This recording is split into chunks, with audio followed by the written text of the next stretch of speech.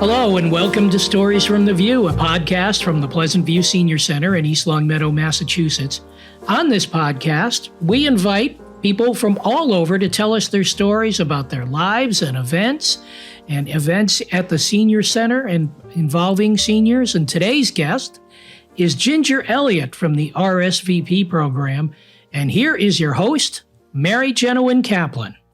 Thank you, Eric, and good morning, Ginger. Good morning, Mary. Thank you for coming. I am very excited because the words RSVP tell me it's a party, and we get to respond. So tell us, Ginger, you're here, and I'm responding. I'm here for your party. What message do you have for us today? That's perfect, Mary. So RSVP stands for Retired Senior Volunteer Program. Oh, okay. Not respondez, s'il vous plaît. No. Okay, I'll take it. Okay, Tell me more. Good. So we are, a lot of people have not heard of RSVP. We are RSVP of the Pioneer Valley. The program is national. There are RSVPs in every state. Yes, we're all over. RSVP of the Pioneer Valley serves Hampden, Hampshire, and Franklin counties. We are a part of AmeriCorps, which many of our listeners have probably heard of. We are funded by the federal government, and with the idea being that for older adults to volunteer, we service people 55 and older.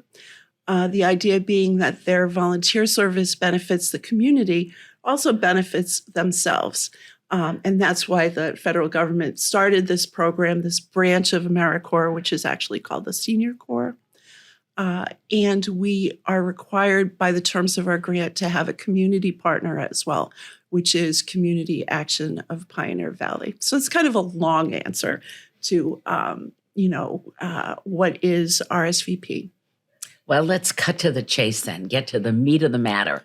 What is it with all those words? What does RSVP do, and why is that important to our listeners? That's a great question. So we specialize in getting to know, RSVP has just under 400 volunteers that are registered with us. We partner with 51 different nonprofit agencies all over Hampshire, Hampden, and Franklin counties. And what RSVP does is we're kind of a matchmaker. Love. I like that. Yeah. So we get to know our volunteers. We know our site partners very well. Pleasant View Senior Center is one of my favorite site partners. Nice. I come here often. I live right around the corner near Forest Park. And so this is a lovely senior center, a lot of great stuff going on. So, as I said, my job is to get to know the site partner, get to know the volunteer, and find something that's going to be a really good fit.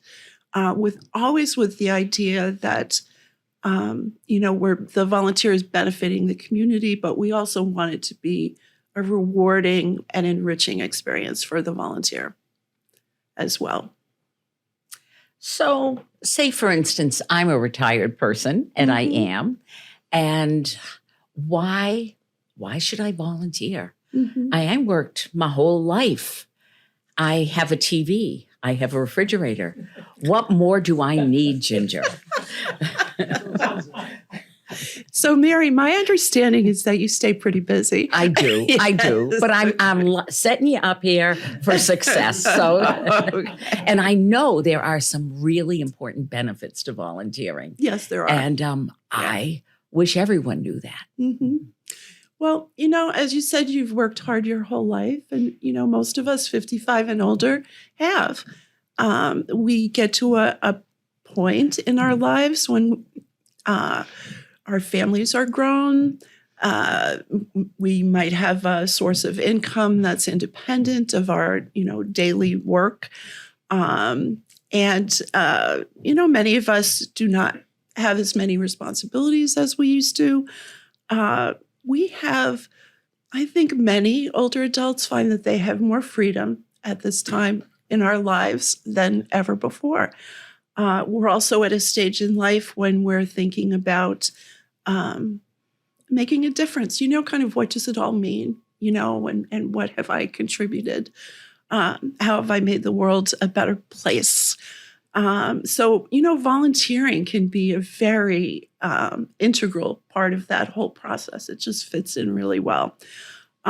For older adults, it's important to feel needed, productive, get out of the house, make new contacts, make new friends, learn new things. These are all part of a vital older adulthood.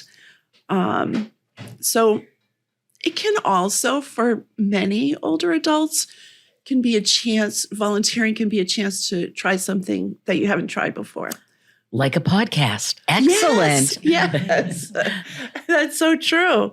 A lot of people use their previous experience in their volunteer work. A teacher might, volunteer for an after-school tutoring program at the homework house, for example, or a business executive might help United Way with their board building process. But a lot of people like to try something different, and this can be, I think that comes with that freedom.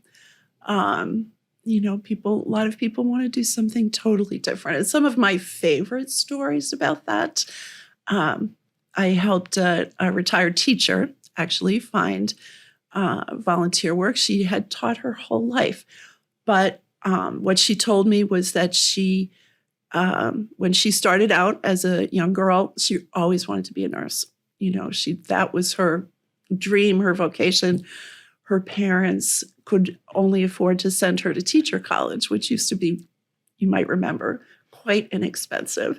So she went to teacher college, had a whole career as a teacher, which was very satisfying for her. And then when it was time to volunteer, she said, but I've always wanted to be a nurse.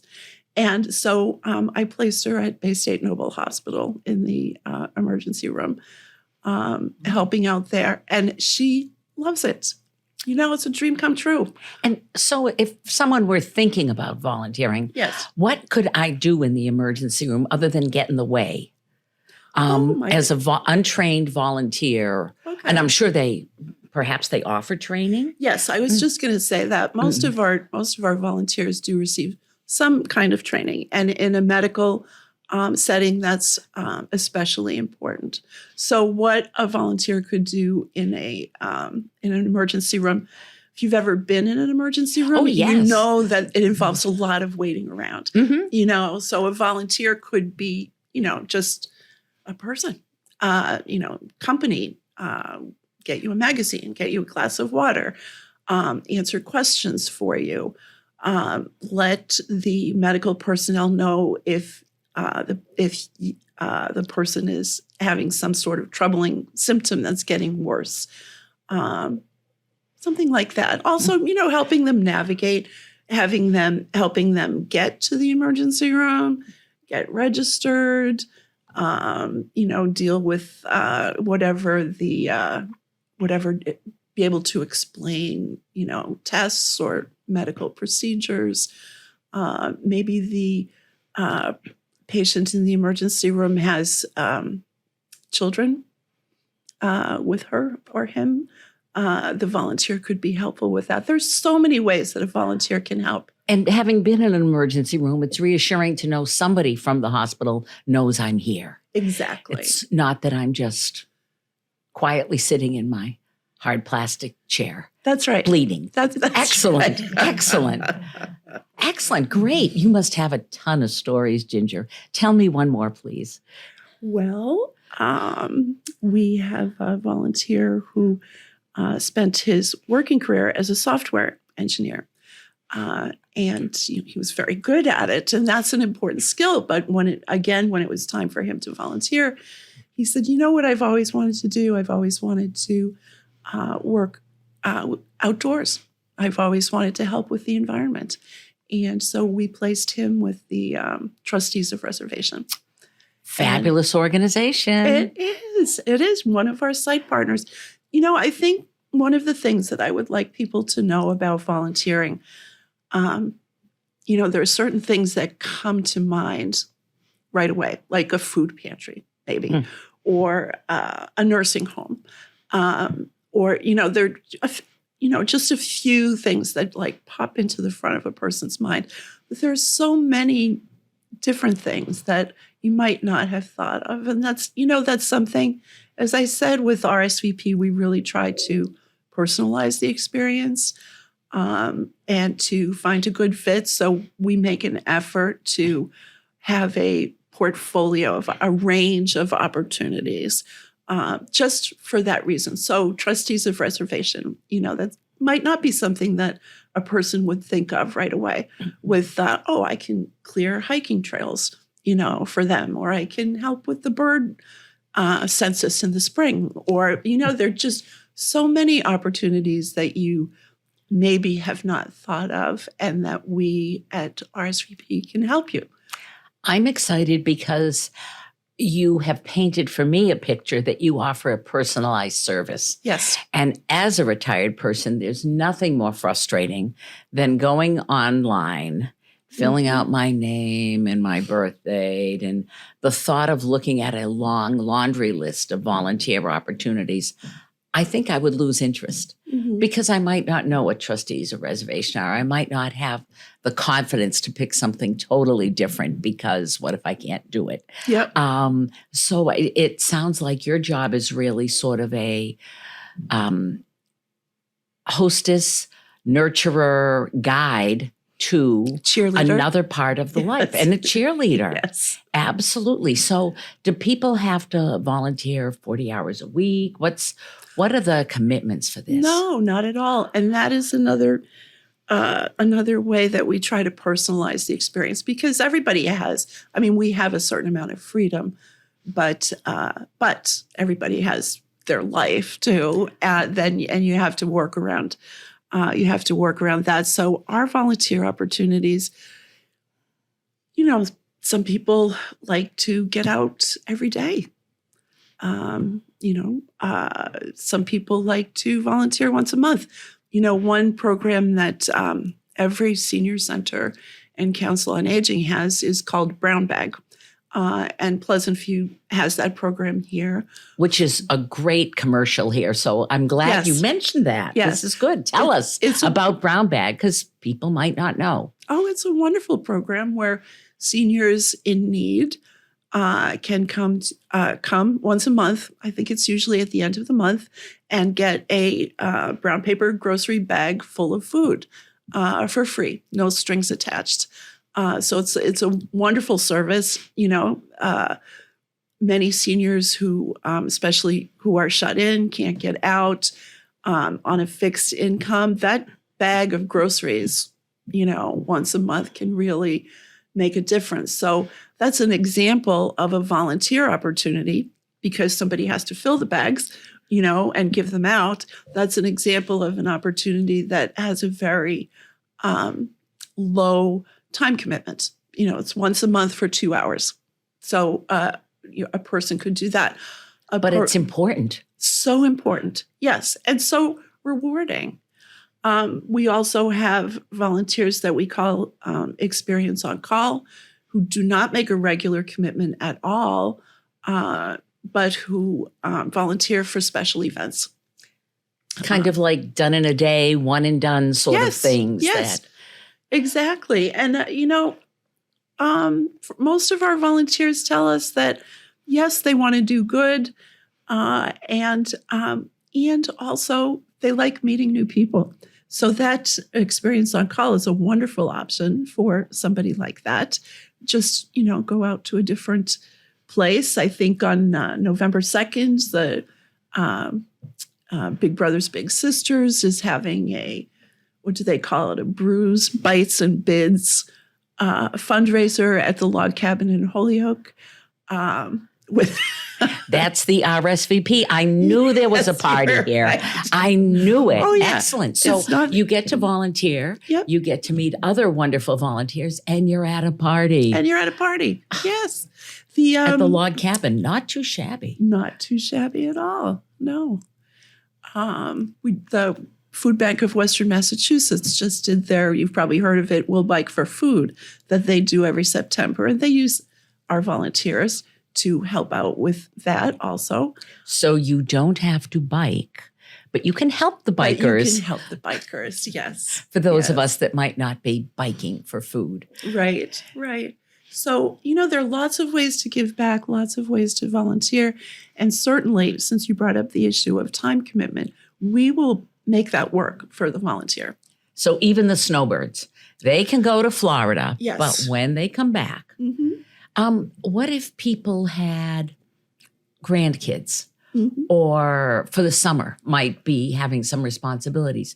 Do you ever have any intergenerational opportunities? Oh, I'm sorry. Is that a hard question? It is a bit of a hard question because,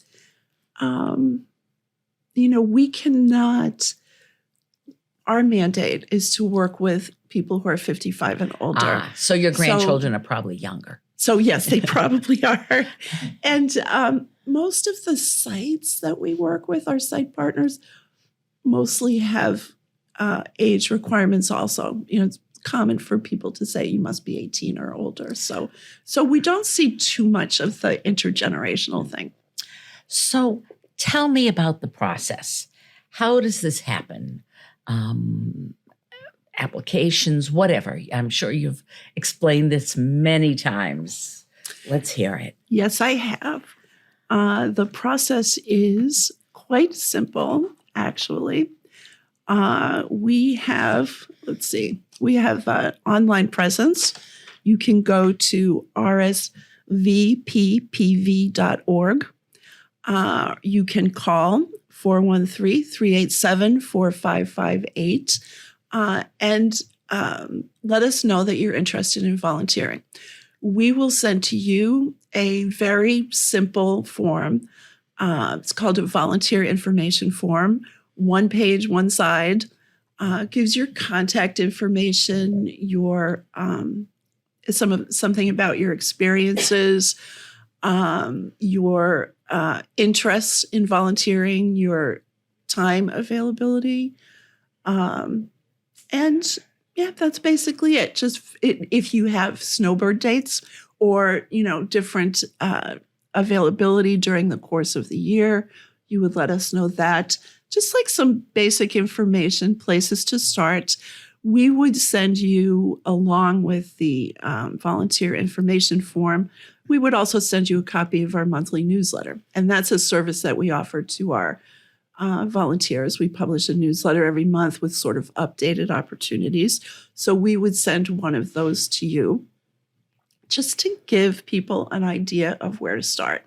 As I said, there are lots of possibilities that people may not have thought about. So they look at the newsletter and say, oh, okay. I see that, Pleasant View needs a new line dance instructor, or, whatever it is, and get some ideas from that. And then the potential volunteer would speak with either myself or I'm a volunteer coordinator for RSVP of the Pioneer Valley. They might also speak with my colleague, Pat Seacard, who's a volunteer manager. We sort of divide up the alphabet is how we do it. And we would have a conversation. And, Pat and I would ask follow-up questions. I see that you've been a social worker for most of your career. What did you like about that? What did you not like about that? How do you feel moving forward about what are some things you would prefer never to do in your lifetime again? Or what are some things that maybe you always wanted to do, but you wasn't practical, or whatever. And we'd kind of come up with a plan. The volunteer would, usually people have, 2 or 3 or 4 options that they will look into. We'll help them make a connection to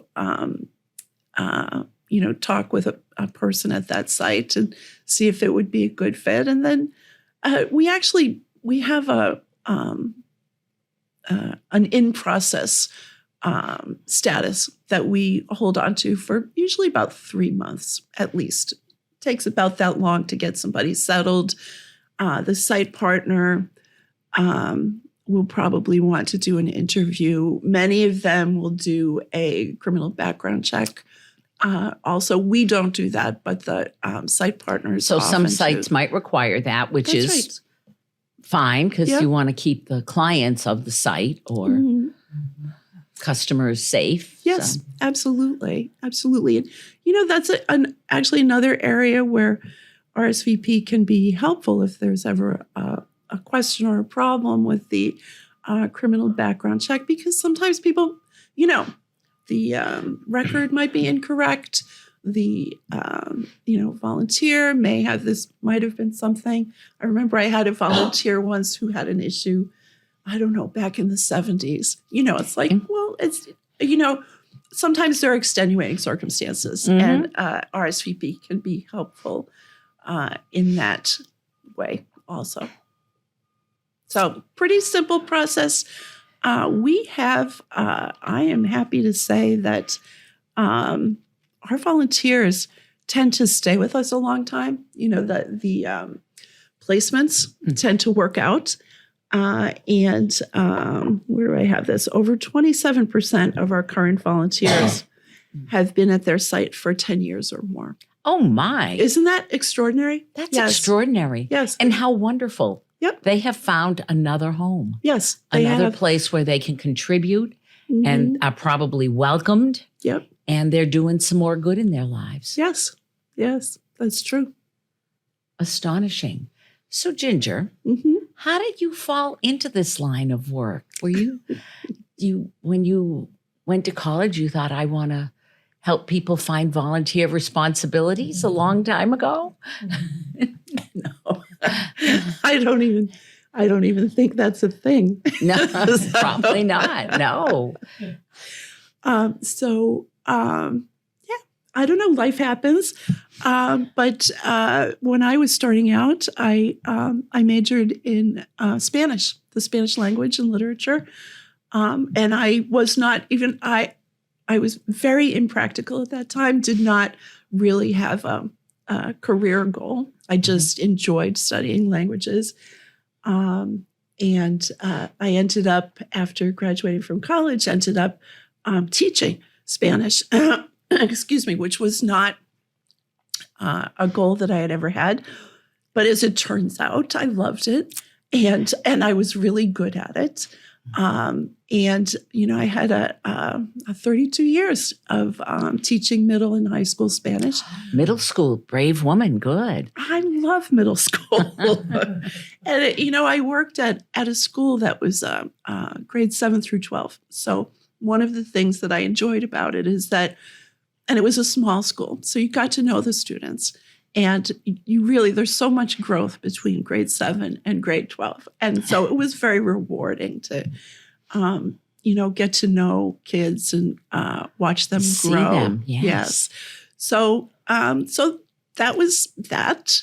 I retired, how many years ago now? 7 years ago. I retired from teaching Spanish. And as many of our volunteers feel, I knew I wanted to volunteer. I knew that I wasn't ready. Well, I knew I wanted to work. And I wasn't ready to be totally retired. I like to keep busy. I like to have a little structure in my day. And so I don't know, just like I kind of fell into teaching in a very lucky way. And I didn't tell you that story. The way that I got into teaching was one of my, after I graduated from college, of course, I had no job skills. But you spoke Spanish, But and you loved Spanish. and yes, and that was nice. And I ended up working in a dentist office, and which I hated. I really hated. It was my first experience with full-time work, and I was thinking, oh no, this can't be my life. And a friend of mine that I had graduated from college with called me. She had a teaching job. And she had to leave, and they had asked her to help find a replacement. She said, "Would you try it out and just finish the school year for me?" So anyway, it was kind of anything but the dentist office. That's Yes, right. I would That's love right. to. Yeah. It was like Serendipitous. very Fate. serendipitous. It was fate. So I have a similar story about getting into RSVP. Yes, I am a lucky person. And so after I retired from teaching, I volunteered for 2 years as an AmeriCorps in a preschool classroom here in Springfield. And so it was still in the education field, but totally different for me. And it had to do with, it was a program that was designed to teach pre-reading skills to preschoolers. And I loved it. It was a lot of fun. The program changed after 2 years in a way that didn't really work for me, but, in terms of scheduling. And so I was kind of looking around, and I happened to see an ad in the newspaper. I don't read the newspaper every day anymore. I happened to have this newspaper on my kitchen table, noticed this ad, and for a volunteer coordinator with RSVP. And I thought, well, that's interesting. And, I've always done volunteer work over the course of my, different volunteer things. So, and I understand the benefits of it for everyone. So I'm talking about older adults here, but I wasn't an older adult when I started volunteering. It's a wonderful thing for people to try and see how it feels. So anyway, I called, and they were looking for somebody who could speak Spanish. And there you were. There I was. I know. So it was another very serendipitous occurrence. And I've been doing that for 5 years now. And I love it. I work half-time. It's a very flexible schedule. Since COVID, since the pandemic, I've been working, all of us in our office have been working some days at home, some days in the office. And it's a wonderful thing for me. And it's work that I feel good about. I enjoy meeting people. I enjoy helping them, connect with volunteer opportunities. I love it that we're all, making the Pioneer Valley a better place. And so, yes, that's my story. What a wonderful story. Thank you. Thank you, Ginger, for coming and joining us today. I have seen data that says if you volunteer, you live longer, your quality of life is improved. So, heck, you're practically a wellness coach. That is We so appreciate true. that. And you know what? Isn't that, I don't know, it's kind of, to me, it's counterintuitive. I don't know why you would have lower blood pressure because you're volunteering, or, that there would be so many physical benefits, physical health. Volunteers have a longer lifespan. I don't know why that would be true, but it is true. The data really supports that. There are mental health benefits also, for people who are inclined to depression or anxiety. Just having something else to focus on can be really helpful also. And yes, so thank you for saying that. There are many wonderful things to be said about volunteering. And your parting words, your message to the people? Yeah, so try it out. If you are looking for something in your life, we would be happy to help you explore that, to see if volunteering could be a piece of what you might feel like you're missing. If you are not 55 yet, you can still reach out to me and us, and we will help you connect. We have, connections all over the place. Help you find someone else who will guide you on your volunteer journey. And so again, the online, we are rsvppv.org, and by phone, 413-387-4558. And we would love to hear from you. great. Thank you so much. Thank you, Mary. Thank you so much, Ginger. And Thanks, again, Eric. for you too, Mary. Thank you so much for being here today. That wraps up another episode of Stories from the View. We'd like to thank Ginger Elliot from RSVP for being here today.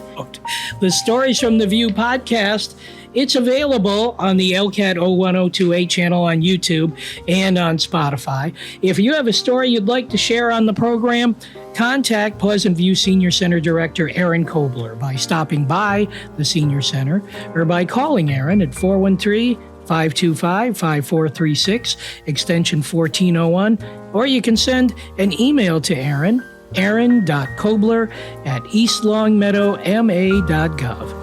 Thanks for listening, and we'll see you next time on Stories from the View.